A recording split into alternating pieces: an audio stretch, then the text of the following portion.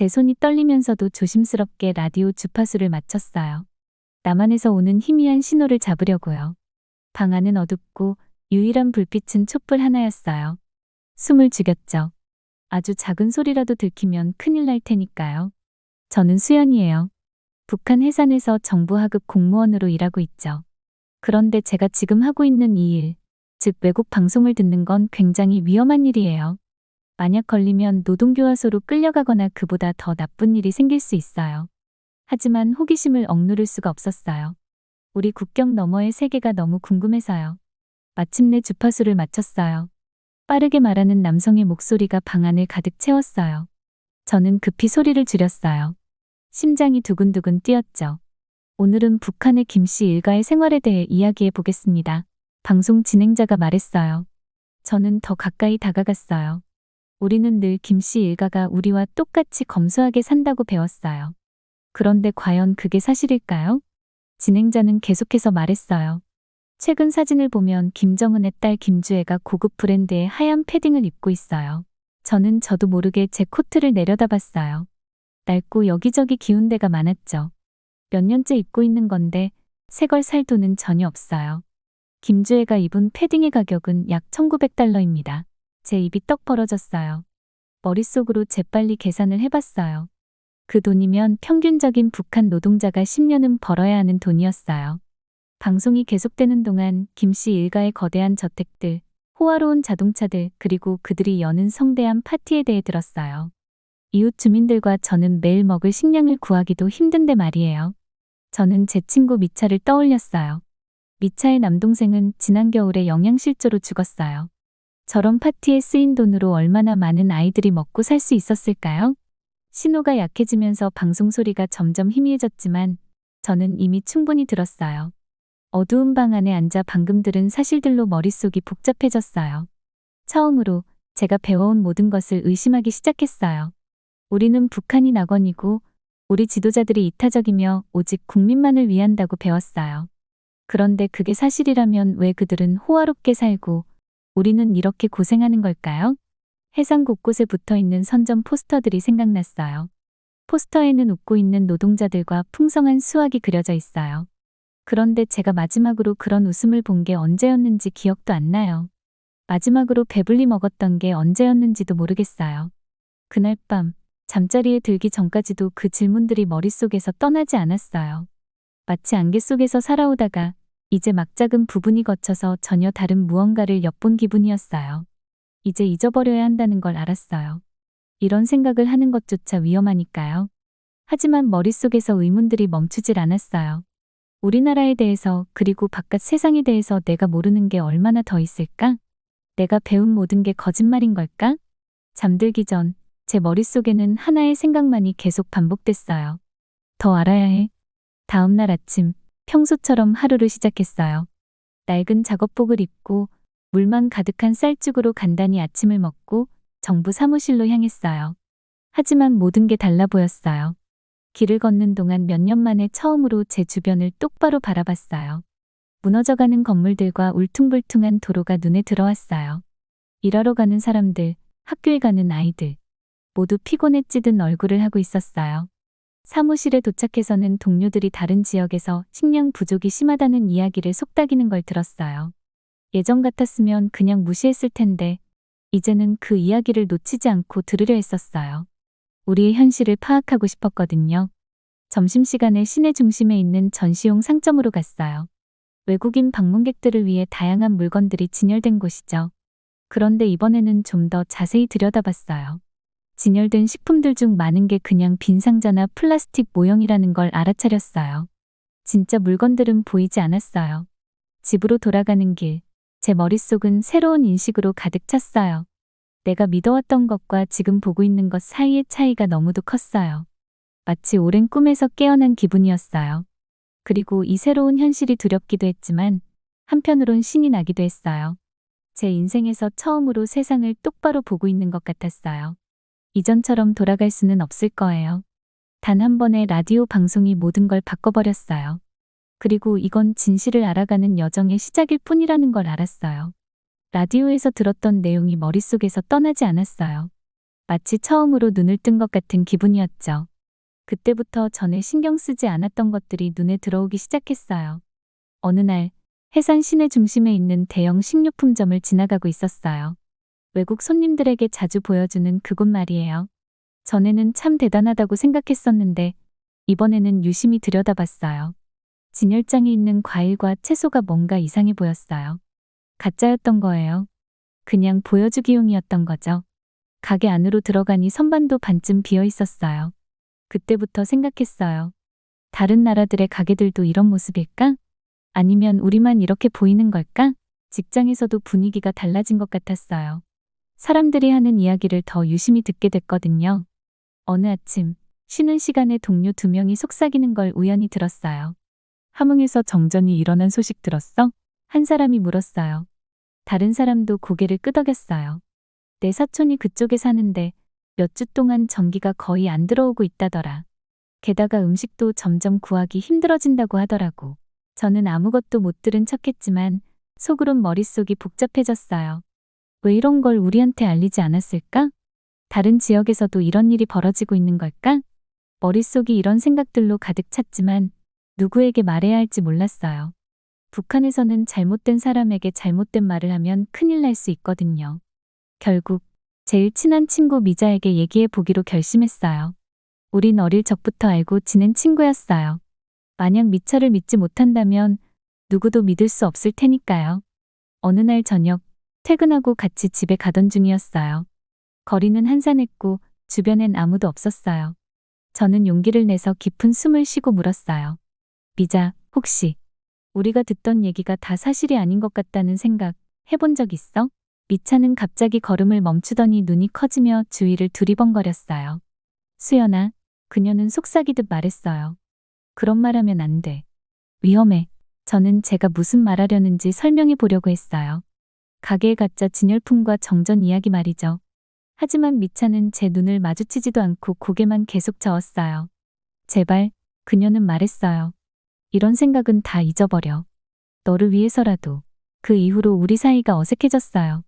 미차는 자꾸 핑계를 대며 저랑 안 만나려고 했어요. 저 혼자 남겨진 기분이었어요. 하지만 저는 눈에 보이는 걸 무시할 수가 없었어요. 왜 어떤 정부 관료들은 고급 차를 타고 다니는지 우리가 겨우 자전거 하나 살 형편도 안 되는데 말이에요. 그리고 학교에서 배운 역사책이 할머니들이 들려주는 이야기와 맞지 않는 것도 이상했어요. 어느 날은 외국 손님들이 오는 투어에 참여하라는 지시를 받았어요. 처음에는 신났죠. 다른 나라 사람들을 만나는 건 흔치 않은 일이니까요. 하지만 투어가 진행될수록 이게 다 연출된 거라는 걸 알게 됐어요. 도시의 가장 좋은 곳만 보여주고 가난한 지역이나 낡은 건물들은 전부 가려놓았더라고요. 점점 연극 속 배우가 된 기분이 들었어요. 하지만 이 연극의 관객은 누구였을까요? 외국인 손님들. 아니면 우리? 보는 게 많아질수록 질문도 많아졌어요. 하지만 물어볼 사람이 없었어요. 의심을 털어놓을 수 있는 사람도 없었고요. 그러다 보니 잠을 잘 수가 없었어요. 밤이면 누워서 머릿속이 온갖 생각으로 가득했어요. 낮에는 멍한 상태로 돌아다니는 기분이었어요. 내가 평생 믿어왔던 모든 것이 흔들리는 느낌이었어요. 마치 새로운 눈으로 내 나라, 내 세상을 보는 것 같았어요. 그런데 그 모습이 썩 마음에 들지는 않았어요. 조심해야 한다는 건 알았어요.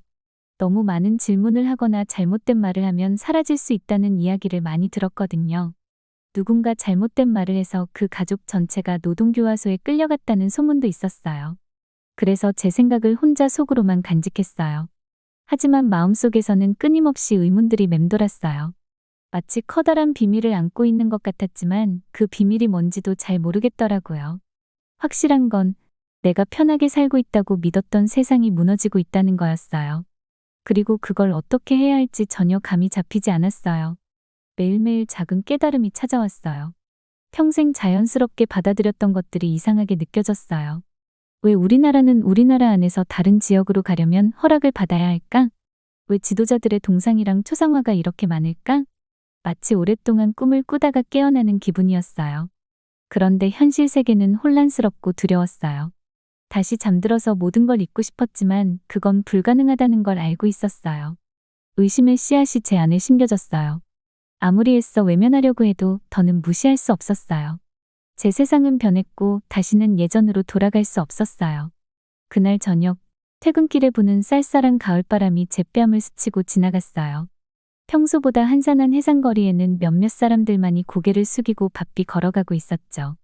저는 낡은 코트를 더 단단히 여미며 다시 한번 따뜻한 코트를 살 형편이 안 되는 제 현실을 아쉬워했어요. 북한과 중국의 국경을 가르는 강에 가까워질 무렵 뭔가 이상한 걸 눈치챘어요. 작은 무리가 강둑에 모여 걱정스러운 얼굴로 소곤거리며 이야기하고 있더군요. 호기심이 저를 이끌었고 무슨 일인지 확인하려 가까이 다가갔어요. 그때 그들을 봤어요. 두 사람이 진흙투성이 강둑 위에 축 늘어진 채 누워 있었고 물에 젖은 옷이 몸에 달라붙어 있었죠. 가슴이 쿵쾅거리기 시작했어요. 이들은 중국으로 건너가려다 실패한 젊은 커플이었어요. 그들은 결국 그 강을 건너지 못했어요. 다리가 돌처럼 무거워졌지만 저는 조금 더 가까이 다가갔어요. 그들의 눈은 차가운 하늘을 향해 멍하니 떠 있었죠. 이 장면이 제 꿈속에 오랫동안 나타날 거란 걸 알 수 있었어요. 하지만 제 피가 얼어붙는 것 같은 순간은 그중 한 사람의 얼굴을 알아본 순간이었어요. 바로 선이었어요. 조용한 동네 소녀였죠. 어제만 해도 우리는 시장에서 마주쳤고 서로 미소를 주고받았어요. 그녀는 쌀 한 자루를 들고 있었고 오랜만에 행복해 보였던 모습이 아직도 생생했어요. 그런데 이제 그녀는 여기 이 차가운 진흙탕 위에서 더 나은 삶을 향한 꿈을 남긴 채 눈을 감고 있었어요. 저는 선희의 얼굴에서 눈을 뗄 수 없었어요. 그녀를 이렇게 위험한 선택으로 몰고 간 게 뭐였을까요? 그녀도 저처럼 외국 방송을 들었고 우리 국경 너머의 세상을 알게 되었을까요? 혹시 그녀도 저처럼 우리가 배운 모든 것에 의문을 품기 시작했을까요? 차량들이 다가오는 소리에 정신이 번쩍 들었어요. 경찰들이 와서 시신을 처리하고 모인 사람들을 흩어버리려는 것이었어요. 저는 그곳에서 붙잡히고 싶지 않아 얼른 자리를 떴어요. 심장이 너무 빨리 뛰어서 주변 사람들이 다 들을 수 있을 것만 같았어요. 집으로 허둥지둥 돌아가면서도 제 머릿속은 혼란으로 가득 찼어요. 선희의 운명은 제 운명이 될 수도 있었거든요. 얼마나 많은 사람들이 그 강을 건너 자유를 찾으려 했을까요? 그리고 얼마나 많은 사람들이 선희처럼 목숨을 잃었을까요? 그날 밤, 저는 잠을 이루지 못했어요. 눈만 감으면 선희의 무표정한 얼굴이 떠올랐거든요. 그녀의 가족은 무슨 일이 일어났는지 절대 알지 못하겠죠. 아마도 그녀가 나라를 배신하고 떠났다는 소식만 들을 테고 장례식도 마지막 작별 인사도 없을 거예요. 침대에서 뒤척이며 한 가지 중요한 사실을 깨달았어요. 저는 더 이상 북한에 머물 수 없겠다는 결론에 이르렀어요. 떠나는 건 위험하지만 이곳에 남아있는 건 제 영혼을 잃는 것과 다름없었어요. 그 금지된 방송을 통해 세상의 진실을 들었고 이제는 국경 너머의 상상도 못할 기회와 자유가 있다는 걸 알게 됐으니까요. 하지만 정말 떠날 수 있을까요?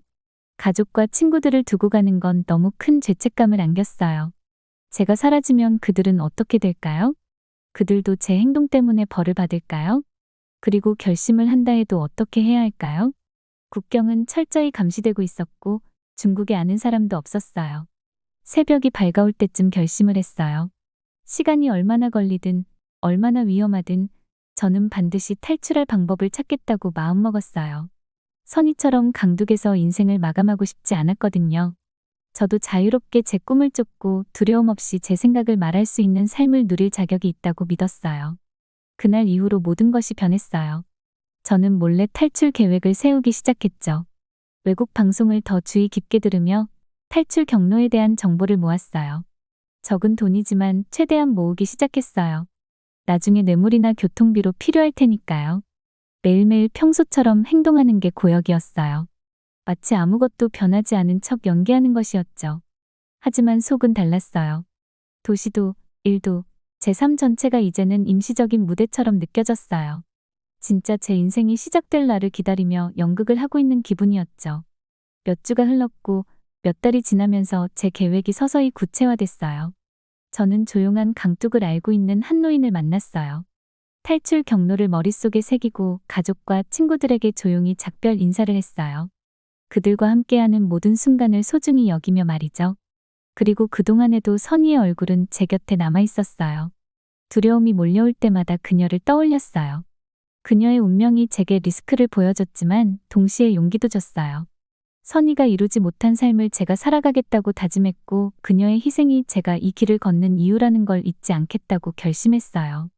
탈출 계획이 마무리되자 두려움과 흥분이 교차했어요. 그 강을 건넌 후엔 무슨 일이 기다리고 있을지 전혀 알 수 없었지만 한 가지는 확실했어요. 제 인생이 영원히 바뀌게 될 거라는 사실이요. 몇 주 동안 이 순간만을 계획했어요. 어두운 밤 강가로 천천히 기어가면서 심장이 미친 듯이 뛰고 있었어요. 제가 신뢰하던 한 노인이 경비병들이 덜 감시하는 지점을 알려줬거든요. 밤은 차갑고 고요했어요. 눈앞에 몇 발자국 앞도 제대로 보이지 않았고요. 작은 소리 하나에도 깜짝 놀랐어요. 방금 그게 나뭇가지 부러지는 소리였나? 아니면 그냥 내 상상인가 싶었죠. 몸을 최대한 낮춘 채 천천히 움직였어요. 강가에 다다랐을 때 잠시 멈췄어요. 물은 까맣고 무섭게 보였어요. 분명 얼음처럼 차가울 거란 걸 알고 있었지만 선택의 여지가 없었어요. 이게 제가 자유를 얻을 유일한 기회였으니까요. 깊게 숨을 들이마시고 물속으로 발을 디뎠어요. 1000개의 얼음 바늘이 제 피부를 찌르는 듯했어요. 소리를 지르지 않으려고 입술을 꽉 깨물었어요. 천천히 물속으로 더 깊이 들어갔어요. 물이 가슴까지 차오르자 이가 딱딱거릴 만큼 추웠어요. 옷이 너무 무거워서 자꾸만 저를 끌어내리는 것 같았어요. 그래도 계속해서 걸어나갔어요. 한 발자국씩, 한 걸음씩. 강이 중간쯤 갔을 때였어요. 갑자기 밝은 빛이 밤하늘을 환하게 비쳤어요. 심장이 철렁 내려앉았어요. 그들이 저를 발견한 거였어요. 북한 쪽에서 화난 목소리들이 들려왔어요. 멈춰. 당장 돌아와. 순간 패닉에 빠졌어요. 돌아가야 하나? 아니었어요. 이미 너무 멀리 왔고 계속 가야 했어요. 그때 첫 번째 총성이 들렸어요. 조용한 밤에 너무도 크게 울렸어요. 총알이 물에 맞아서 물방울이 튀었어요. 이어 더 많은 총성이 들렸어요. 총알이 제 머리 위로 윙윙거리며 날아갔어요. 일부는 물속으로 떨어졌고요. 너무도 무서웠어요. 있는 힘껏 헤엄치기 시작했어요. 팔과 다리는 납덩이처럼 무거웠지만 두려움이 제게 상상도 못할 힘을 주었어요. 폐가 타들어가는 것 같았어요. 숨을 헐떡이며 공기를 들이마셨어요. 총성과 고함 소리가 점점 멀어졌어요. 조금만 더 가면 됐어요. 스스로에게 계속 말했어요. 갑자기 왼팔에 날카로운 통증이 느껴졌어요. 총에 맞은 거였어요. 통증이 너무도 컸지만 멈출 수 없었어요. 피가 강물과 함께 섞여 흘러나왔어요. 어떻게 했는지 모르겠지만 계속해서 앞으로 나아갔어요. 시야가 점점 흐려졌고 너무나 추워서 기진맥진했어요. 하지만 중국 쪽 강둑이 점점 가까워지고 있었어요. 마침내 발이 강바닥에 닿았어요.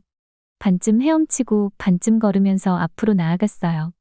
물이 점점 얕아졌고 거의 다 왔어요. 강둑에 닿자마자 저는 그 자리에서 쓰러졌어요. 더 이상 힘이 남아있지 않았어요.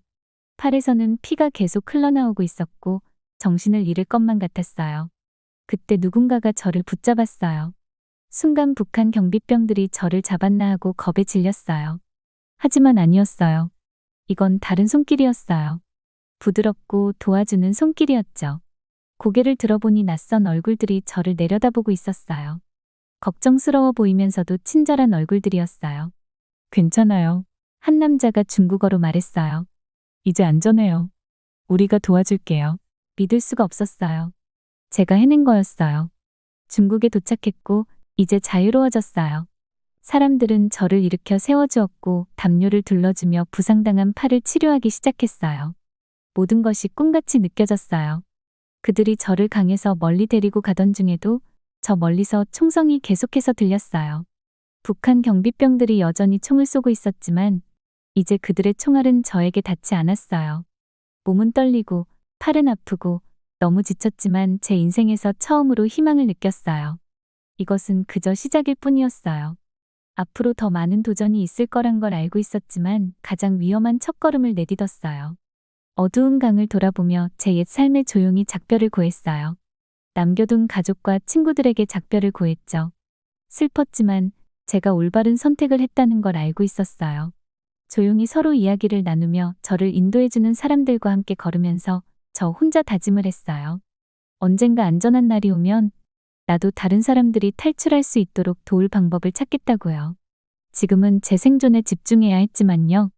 점점 아드레날린이 빠져나가면서 팔의 통증이 점점 심해졌지만 상관없었어요.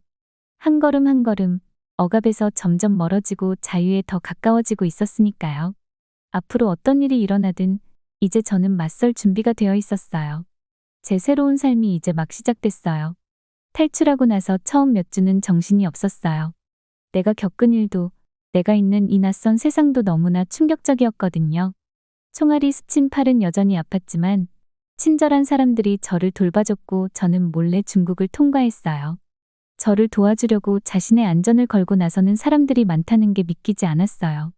마침내 한국 대사관에 도착했을 때 저는 그만 눈물을 터뜨리고 말았어요. 드디어 안전해졌다는 생각에요. 대사관 직원들은 저를 아주 친절하게 대해줬어요. 깨끗한 옷도 주고 맛있는 음식도 먹게 해주고 부드러운 침대까지 마련해줬죠. 마치 꿈을 꾸는 것 같았어요. 서울로 가는 길은 그저 멍하니 흘러갔어요. 몸도 마음도 너무 지쳐서 대부분의 시간을 자며 보냈어요. 서울에 도착했을 때 저는 마치 다른 세상에 온 기분이었어요. 서울은 제가 상상한 것과 전혀 달랐어요. 공항만 해도 제가 본 어떤 건물보다 컸거든요. 온통 밝은 불빛과 알록달록한 간판들이 눈에 들어왔고 사람들은 모두 바쁘게 움직였어요. 다들 휴대폰을 들고 통화하거나 화면을 두드리며 어디론가 향하고 있었죠. 마치 다른 행성에 착륙한 기분이었어요. 정착센터에 도착해서는 작은 방을 받았어요. 작긴 했지만 저에게는 궁전 같았어요. 모든 게 신기했죠.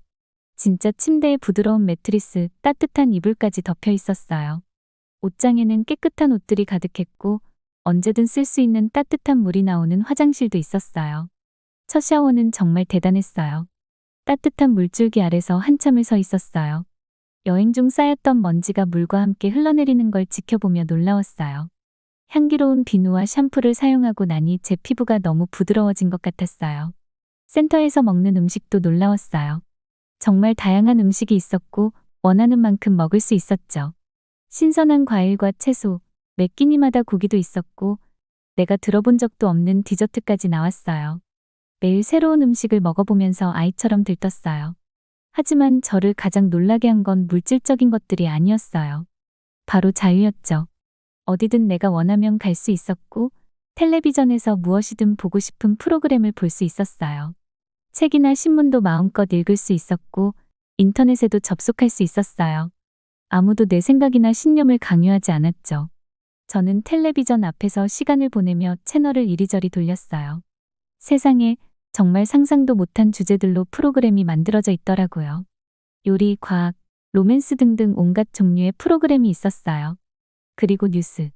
그건 정말 충격적이었어요. 생전 처음으로 필터링되지 않은 세계 소식을 듣게 된 거죠. 인터넷은 더 대단했어요. 몇 번의 클릭만으로 무엇이든 배울 수 있었죠. 역사, 과학 그리고 최근 뉴스까지. 멀리 떨어진 나라들의 사진을 보고 전 세계 사람들의 일상을 담은 영상을 보면서 감탄했어요. 때로는 그 정보의 양이 너무 압도적으로 느껴지기도 했어요. 배워야 할 것이 너무나 많았죠. 마치 세계의 뒤를 따라잡으려 애쓰는 기분이었어요. 센터 직원들은 저희를 아주 이해해줬어요. 이 모든 것이 얼마나 낯설고 두려운지 그들도 잘 알고 있었거든요. 스마트폰 사용하는 법, 지하철 타는 법, 은행 계좌 여는 법 등 기본적인 것들을 하나하나 가르쳐줬어요. 또 매일 수업도 들었어요. 한국 사회와 문화를 배우고 한국어도 공부하고 직업 훈련도 받았죠. 힘들긴 했지만 저는 그 기회를 최대한 활용하고 싶어서 정말 열심히 했어요.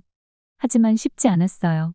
밤이 되면 모든 것이 조용해질 때 기억들이 몰려왔거든요. 저는 식은땀을 흘리며 총소리가 들리는 것 같아 깨어나곤 했어요. 가끔은 집에 돌아간 꿈을 꾸기도 했죠. 꿈에서 깨어나면 혼란스러웠어요. 가장 힘들었던 건 죄책감이었어요. 저는 자유를 찾았지만 제 가족은 어땠을까요? 친구들은요? 부모님이 여전히 살아남으려고 발버둥치고 있을 생각을 하면 마음이 너무 아팠어요. 미차도 떠올랐어요. 외부 세계에 대해 이야기하는 것조차 두려워했던 그녀는 지금 어떻게 지내고 있을까요? 제가 다시 그들을 볼 수 있을까요? 여기에서의 생활에도 다른 어려움들이 있었어요. 모든 것이 너무 빠르게 움직였거든요. 사람들은 빨리 걷고 빨리 말하고 빠르게 결정을 내렸어요. 그런 사람들 사이에서 저는 느리고 어색하게 느껴졌어요. 또 모든 선택지가 너무 많았어요. 무엇을 입을지, 무엇을 먹을지, 무엇을 할지, 선택의 자유가 많았지만 오히려 그게 부담스러웠어요. 평생 누군가가 대신 결정을 해줬던 제게는 너무나 낯선 일이었죠. 하지만 하루하루 적응해 나갔어요. 센터에서 다른 탈북자들과 친구도 사귀었죠. 우리는 서로를 지지하며 두려움과 희망을 나눴어요. 그렇게 조금씩 이 새로운 세계에 적응하고 있었어요. 제가 도착한 지 한 달쯤 되었을 때였어요. 수업을 마치고 센터로 돌아가다가 작은 공원에서 잠시 쉬었어요. 벤치에 앉아 사람들을 구경하고 있었죠. 할머니 한 분이 비둘기에게 먹이를 주고 있었고 젊은 커플이 손을 잡고 걷고 있었어요. 학교 아이들은 웃으며 뛰어다니고 있었죠. 그 순간 문득 이런 생각이 들었어요. 이 사람들은 언제나 자유로웠구나. 이들은 매일 두려움에 떨며 살지 않았고 자신의 행동이 감시당한다고 느낀 적도 없었을 거예요. 이들은 자유를 너무나 당연하게 여기고 있었죠. 하늘을 올려다보며 미소를 지었어요. 제가 여기에 온 후 처음으로 미래에 대해 진정한 희망을 느꼈어요. 그 미래가 정확히 어떤 모습일지는 알 수 없었지만 한 가지는 확실했어요. 저는 절대 이 자유를 당연하게 여기지 않을 거예요. 남한에서의 첫 몇 달은 그야말로 정신없이 빠르게 지나갔어요. 모든 게 새롭고 흥미로웠지만 동시에 좀 벅차기도 했어요. 저는 한국어 실력을 향상시키기 위해 어학 수업에 몰두했어요. 서울 사투리는 제가 북한에서 익숙했던 것과는 달라서 적응하고 싶었거든요. 또한 직업 훈련도 시작했어요. 센터에서 컴퓨터 기술 수업을 제공했는데 이게 정말 신기했어요. 북한에서는 컴퓨터를 거의 본 적이 없었으니까요. 그런데 이제는 타자도 치고 인터넷도 사용하고 심지어 스프레드시트까지 만드는 법을 배우고 있었어요. 어려웠지만 정말 매 순간이 즐거웠어요. 무엇보다도 저를 가장 매료시켰던 건 자유선거라는 개념이었어요. 북한에서는 선택지가 하나밖에 없었죠. 김정은. 그런데 여기선 여러 정치 정당과 후보가 있었어요. 텔레비전에서 정치 토론을 보면서도 사람들을 비판하는 게 두렵지 않다는 사실에 놀랐어요. 선거 날이 왔을 때 저는 긴장되면서도 설렜어요. 투표소는 동네 학교에 있었어요. 신분증을 보여주고 투표용지를 받았죠. 투표 부스에 서 있을 때 그 작은 종이가 제가 한 번도 가져보지 못한 것, 바로 우리나라 미래에 대한 목소리를 상징한다는 생각에 마음이 벅찼어요. 신중하게 표를 표시한 후 투표함에 넣었어요. 나올 때 자원봉사자가 투표했어요. 라는 스티커를 줬는데 그 스티커를 하루 종일 자랑스럽게 붙이고 다녔어요. 다음 큰 도전은 일자리를 찾는 거였어요. 여러 곳에 지원했지만 거절만 계속되었어요. 정말 힘들었지만 포기하지 않았어요. 마침내 북한 인권을 다루는 비영리 단체에서 면접을 받고 합격 통보를 받았을 때는 믿을 수 없었어요. 첫 출근 날, 저는 사무실 건물 밖에서 심호흡을 했어요. 무서웠지만 동시에 결심이 섰죠. 안으로 들어가니 새로운 동료들이 저를 따뜻하게 맞아줬어요. 그들은 제 배경에 대해 궁금해했지만 강요하지 않았어요.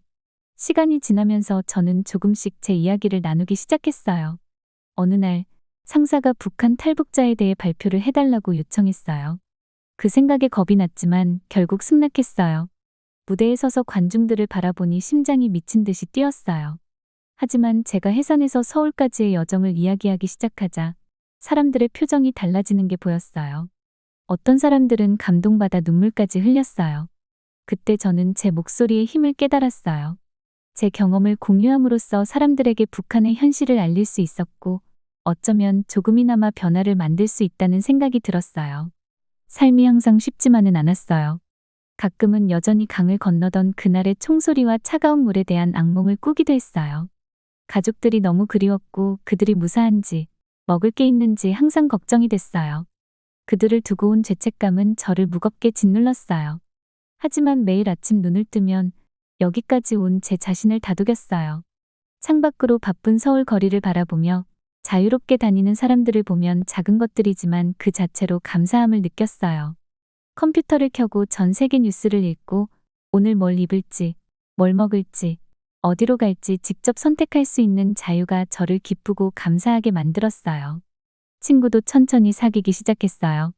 특히 직장 동료 미진과는 더욱 친해졌어요. 그녀는 제가 이해하지 못하는 것들을 차근차근 설명해주며 늘 참을성 있게 대해줬어요. 우리는 자주 퇴근 후에 저녁을 먹으며 비빔밥이나 삼겹살을 나눠 먹고 이야기꽃을 피웠어요.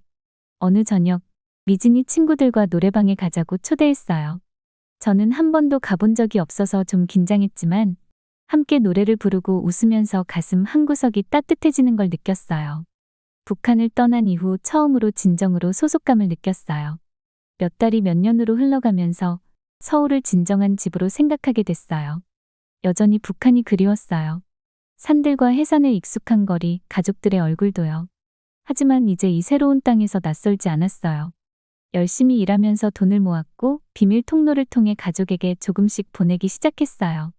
언젠가는 그들도 자유를 찾을 수 있기를 바랐어요. 탈출한 지 5년이 지난 어느 날, 작은 아파트 발코니에 서서 서울의 반짝이는 스카이라인을 내려다봤어요. 여정은 길고 고통스러웠지만 저는 여기 있었어요. 자유롭고 교육을 받았고 제가 사랑하는 일과 저를 아껴주는 친구들도 생겼어요. 해산에서 라디오를 붙잡고 우리나라의 진실을 처음 들었던 소녀가 생각났어요. 진흙탕 강둑에서 꿈을 이룬 선희도요. 그리고 여전히 억압과 배고픔 속에서 갇혀있는 북한 사람들도 떠올랐어요. 그 순간 저는 조용히 다짐했어요. 이 남한에서 얻은 제 자유와 목소리, 삶을 그들을 위해 사용할 거라고요. 쉽지 않겠지만 가치 있는 일은 원래 쉬운 법이 없잖아요. 서울의 저녁 해가 지고 하늘이 찬란한 주황빛과 분홍빛으로 물들어갔을 때 저는 깊은 희망을 느꼈어요. 제 여정은 아직 끝나지 않았어요. 어쩌면 이제야 진짜 시작일지도 몰라요. 그래도 저는 다가올 모든 일을 준비했고 이 두 번째 기회에 깊은 감사함을 느끼며 이를 최대한으로 활용할 결심을 했어요.